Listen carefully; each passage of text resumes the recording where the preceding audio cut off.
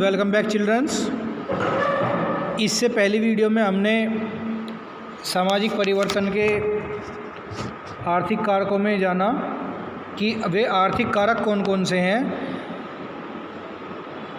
जो सामाजिक परिवर्तन लाने में महत्वपूर्ण और प्रभावी भूमिका निभाते हैं। आज हम बात करते हैं सामाजिक परिवर्तन और आर्थिक कारकों के बीच में संबंध किस प्रकार का है, कि जो कारक हैं वे किस प्रकार से समाज में परिवर्तन लाते हैं। तो आर्थिक कारकों के बारे में जैसे मैंने बताया था, दो विद्वानों ने चर्चा की है, कार्ल मार्क्स ने और वेबलिन ने। आज हम आर्थिक कारकों के और सामाजिक परिवर्तन के संबंधों के बारे में अध्ययन करेंगे। तो इसमें सबसे पहला पॉइंट है आर्थिक कारक और सामाजिक संस्थाएं। इसका मतलब है कि आर्थिक कारक किस प्रकार से सामाजिक संस्थाओं को प्रभावित करते हैं, उनमें परिवर्तन लाते हैं। देखिए, जब भारत में औद्योगिकरण हुआ, औद्योगिकरण के साथ ही नगरीकरण की शुरुआत हुई और जैसे जैसे नगरीकरण बढ़ता गया वैसे वैसे जो संयुक्त परिवार प्रणाली थी उसका विघटन होता चला गया। जो जातिगत दूरी थी वो धीरे धीरे कम होती चली गई, छुआछूत की भावना समाप्त हुई, शिक्षा का प्रसार हुआ, स्त्री शिक्षा पर बल दिया गया, उनके रोजगार को अवसर प्राप्त कराए गए, जो विवाह व्यवस्था है उसमें भी परिवर्तन हमें देखने को मिलते हैं। जैसे अंतर्जातीय विवाह को प्रोत्साहन मिला, विधवा पुनर्विवाह को प्रोत्साहन दिया गया, प्रेम विवाह की अधिकता बढ़ी। तो औद्योगिकरण और नगरीकरण से इस प्रकार के परिवर्तन समाज में दृष्टिगोचर होने शुरू हो गए। जो व्यवसाय संबंधी मान्यताएं थी वो धीरे धीरे समाप्त होने लगी। जो जनसंख्यात्मक गतिशीलता है वो बढ़ी और बैंकों की स्थापना की गई। भाई, पहले क्या था, जो प्राचीन समाज था, यदि हम प्राचीन भारतीय ग्रामीण समाज की बात करते हैं तो वहाँ पे जो व्यावसायिक मान्यता थी वो ये थी कि हर जाति का अपना एक पैतृक व्यवसाय होता था जो पीढ़ी दर पीढ़ी हस्तांतरित किया जाता था और परिवार के सभी सदस्यों को केवल वही व्यवसाय करना होता था। लेकिन औद्योगिकरण की वजह से और नगरीकरण की वजह से धीरे धीरे ये मान्यताएं टूटती चली गई। अब किसी भी व्यक्ति के ऊपर ये बाउंडेशन नहीं है कि वो अपने पैतृक व्यवसाय को ही करे। आदमी अपनी योग्यता के आधार पर, अपनी स्थिति के आधार पर किसी भी व्यवसाय को अपना सकता है। ठीक है। इसके बाद यदि हम न्याय की बात करते हैं तो प्राचीन समाज में जितने भी निर्णय लिए जाते थे, न्याय व्यवस्था जो थी वो ग्राम पंचायत पर या सरपंचों पर निर्भर थी। ठीक है। लेकिन अब क्या है, आधुनिक समाज में न्याय पाने के लिए व्यक्ति ने अदालतों के दरवाजे खटखटाने शुरू कर दिए हैं। जो हमारी पुरानी मान्यताएं थी, परंपराएं थी, धर्म, रीति रिवाज, मूल्य, आदर्श, इन सब का जो प्रभाव है वो धीरे धीरे कम होता चला गया। मनोरंजन का भी व्यापारीकरण हुआ। पहले मनोरंजन के लिए क्या था, सामूहिक बैठकर लोग जो है मजाक करते थे, चर्चा करते थे, जो बड़े बुजुर्ग थे वो बच्चों को कहानियाँ सुनाते थे। ठीक है। लोक संगीत को मान्यता दी जाती थी। लेकिन अब क्या है, उस मनोरंजन का भी व्यापारीकरण हो गया। व्यापारीकरण का मतलब है कि बड़े बड़े जो है सिनेमा खुल गए, थिएटर खुल गए, शॉपिंग कॉम्प्लेक्स खुल गए। ठीक है। तो इस प्रकार से मनोरंजन का भी व्यापारीकरण हुआ है। तो और क्या होता है कि जब जब आर्थिक उतार चढ़ाव आता है या मंदी और तेज़ी आती है तो उसका सीधा सीधा प्रभाव सामाजिक संस्थाओं पर पड़ता है। जैसे पिछले दिनों आर्थिक मंदी आई थी तो उसमें क्या हुआ कि बहुत सारी जो संस्थाएं थी, कंपनियां थी, वो धीरे धीरे बंद हो गई या कुछ ने जो है अपने कर्मचारियों को नौकरी से निकाल दिया। तो इस प्रकार से सामाजिक संस्थाओं पर आर्थिक कारकों का प्रभाव पड़ता है। दूसरी ओर क्या होता है, जो आर्थिक मंदी के कारण विवाह की संख्या है और जो जन्म दर है उसमें गिरावट आती है, तलाक की दर बढ़ जाती है, बहुत सारी समस्याएं हैं जो उत्पन्न हो जाती हैं।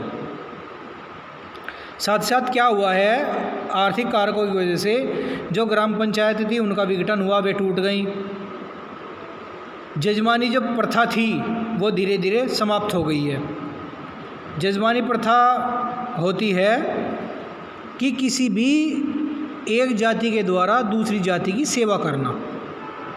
जैसे गांव में देखते हैं कि बहुत सारी जातियां होती हैं जिनके अपने पैतृक व्यवसाय होते हैं, जैसे कुम्हार, नाई, धोबी, लोहार, बढ़ई, इन सब के क्या अपने अलग अलग पैतृक व्यवसाय हैं और ये दूसरी जातियों की सेवा करते हैं। तो उस सेवा के बदले में इन्हें जो है मेहनताना दिया जाता है या कोई वस्तु दी जाती है। तो इस प्रकार से आर्थिक कारकों ने सामाजिक संस्थाओं को प्रत्यक्ष या अप्रत्यक्ष रूप से परिवर्तित किया है। इसके बाद है आर्थिक कारक और धार्मिक संस्थाएं। देखिए, विज्ञान ने प्रगति की, नए नए आविष्कार हुए, तो इससे क्या हुआ कि आर्थिक समृद्धि हमें प्राप्त हुई और जिसके कारण धार्मिक संस्थाएं प्रभावित हुई हैं। नए नए आविष्कारों ने, विज्ञान की तरक्की ने धर्म की महिमा को, धर्म के महत्व को कम कर दिया।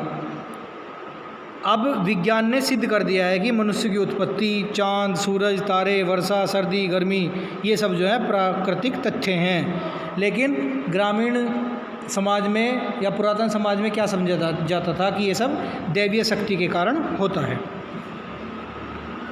अब जो है ईश्वर की अपेक्षा जो है धन को ज़्यादा महत्व दिया जाने लगा, धन की पूजा की जाने लगी। समाज के ज़्यादातर लोग जो हैं वे धार्मिक उपासनाओं को, रीति रिवाजों को ढोंग मानने लगे, दिखावा मात्र करने लगे।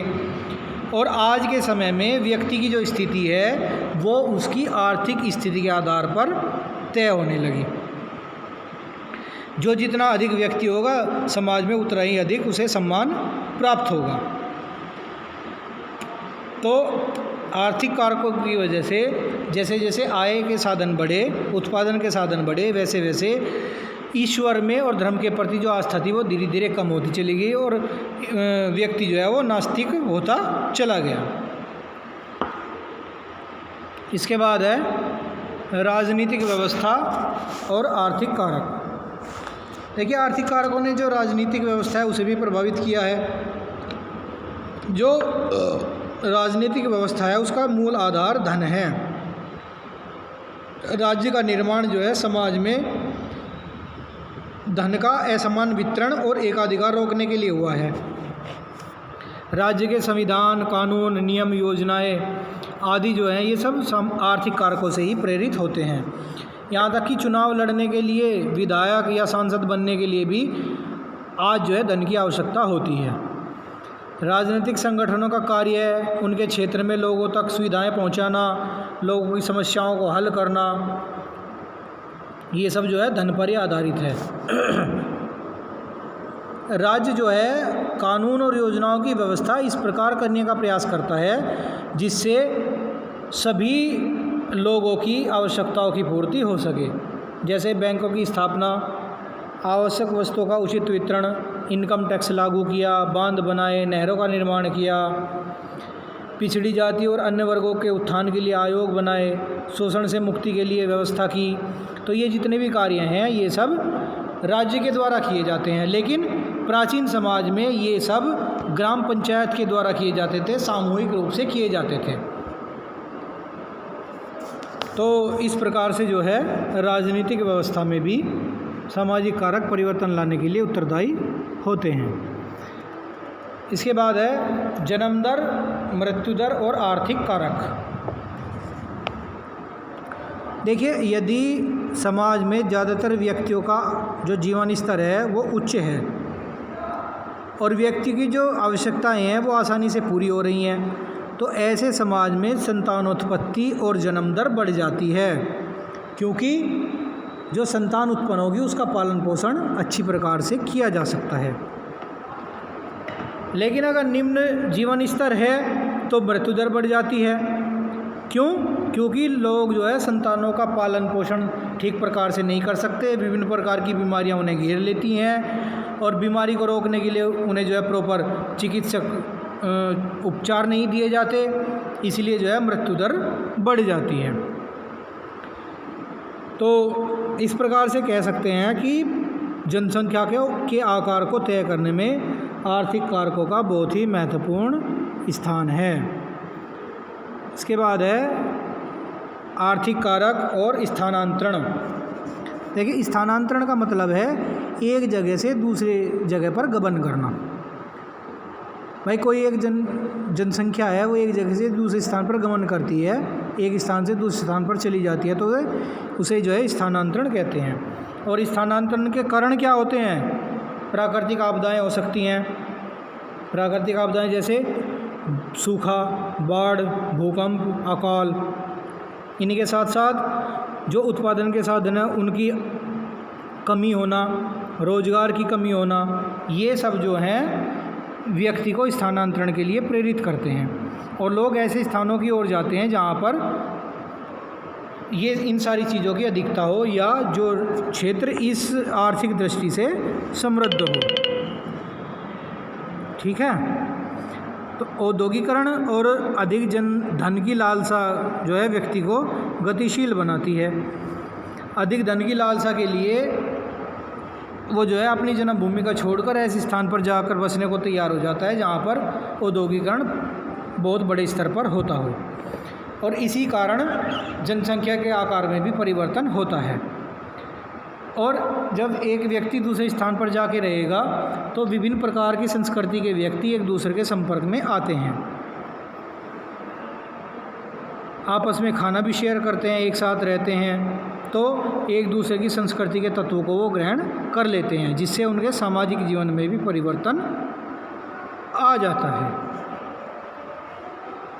इसके बाद है जनसंख्या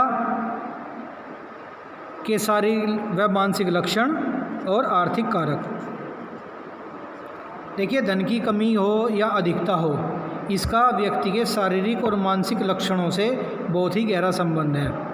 यदि व्यक्ति की स्थिति उच्च होगी तो व्यक्ति क्या होगा? स्वस्थ होगा, अच्छा भोजन होगा, अच्छा मकान होगा, अच्छे कपड़े होंगे, रहन सहन का स्तर अच्छा होगा, अच्छी शिक्षा उसे प्राप्त होगी, तो क्या होगा? वो मानसिक तनाव से ग्रस्त नहीं होगा। लेकिन यदि धन का अभाव है तो इन सभी समस्याओं का सामना उसे करना पड़ता है। और जब इन सब समस्याएं उस व्यक्ति के सामने हैं तो वो तनाव में आ जाता है, और तनाव में आने के बाद जो उसकी मानसिक और शारीरिक क्षमता है उसका धीरे धीरे ह्रास होने लगता है।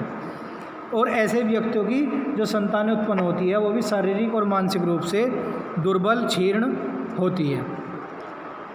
और कहीं ना कहीं उनकी ये मानसिकता, उनकी ये नीरसता अपराध करने के लिए उनको बाध्य करती है। इसके बाद है आर्थिक कारक और अपराध तथा आत्महत्या। देखिए, यदि व्यक्ति को अपने उपभोग की वस्तुएं, शिक्षा, रोजगार ये प्राप्त नहीं होंगे तो वो साधारणतः अपराध नहीं करेगा, वो अपराध करेगा। और यदि उसे ये सारी चीज़ें प्राप्त होती हैं तो वो अपराध नहीं करेगा। भाई, जब हमारी आवश्यकताओं की पूर्ति हो रही है तो हमें कोई भी अनुचित या गलत कार्य करने की ज़रूरत क्या है? हम क्यों किसी आपराधिक प्रवृत्ति में लिप्त होंगे? लेकिन निर्धनता के कारण क्या है? अपनी आवश्यकताओं की पूर्ति करने के लिए व्यक्ति जो है नैतिकता से भटक जाता है और गलत मार्ग पर चलकर अनुचित कार्य करने को वो विवश हो जाता है। निम्न आर्थिक स्थिति और उच्च जीवन की जो लालसा है वो व्यक्ति को व्याभिचारी, जुआरी, चोर, डकैत, वेश्यावृत्ति, रिश्वतखोर, इन सब कामों के लिए प्रेरित करती है। और इसी प्रकार जो गरीब लोग हैं उनमें अपराधों की संख्या बढ़ती जाती है। एक समाजशास्त्री हैं विलियम बोंजर, उन्होंने अध्ययन करके पाया कि अधिकांश अपराधियों ने जो है गरीबी और निम्न आर्थिक परिस्थिति के कारण ही अपराध किया। गरीबी से तंग आकर, व्यापार में घाटा आने पर या दिवालिया होने पर वे जो है अपराध करते हुए रंगे हाथों पकड़े गए। और कई बार क्या हुआ कि अपनी इस बेइज्जती को सहन न करते हुए उन्होंने आत्महत्या भी कर ली। और कई बार ऐसा नहीं है कि ये सारी समस्याएं गरीबों के सामने ही है। कई बार जो आर्थिक समृद्ध व्यक्ति है वो भी इन सब कामों को करता है। क्या करता है? जुआ खेलता है, नशाखोरी करता है, वेश्यावृत्ति के लिए जाता है। होता है नहीं भाई? जब व्यक्ति के पास खूब सारा पैसा होगा तो उड़ाएगा। तो इस प्रकार से अपराध और आत्महत्या के लिए भी आर्थिक कारकों का जिम्मेदार होना उपयुक्त माना गया है।